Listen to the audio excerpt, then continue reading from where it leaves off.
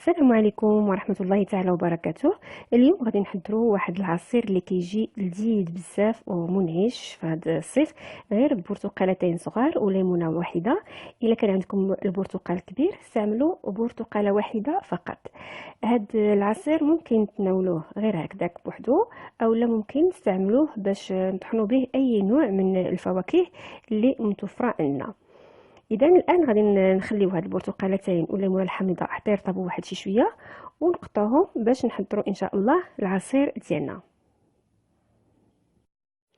اذا مجرد ما يخرج منهم الثلج واحد شي شويه، غادي نبدا الان بتقطيع البرتقالتين والليمونه الحامضه، وغادي نحيد منهم دوك العظام اللي كاينين فيهم. كنخليهم حتى يرطبوا واحد شي شويه باش ما يعذبناش في التقطيع، وغنبقى مستمره حتى نكمل الكميه اللي كاينه عندي كامله. اذا في الخلاط الكهربائي غادي ندير نصف الكميه ديال البرتقال والليمون الحامض، وغادي نضيف ليها لتر من الماء. انا هنا درت نصف ديال الكميه لان الخلاط ما غاديش يهز ليا يعني 2 لتر كامله ديال الماء.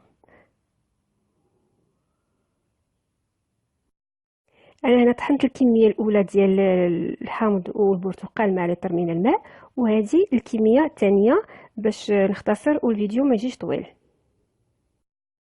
اذا غادي نضيف الكميه الثانيه ديال العصير على الكميه الاولى بعد ما تطحن كما كتشوفوا. راه درتو في مصفات، غادي نخليه حتى يتصفى من بعد، ومن بعد غادي نضيف ليه السكر.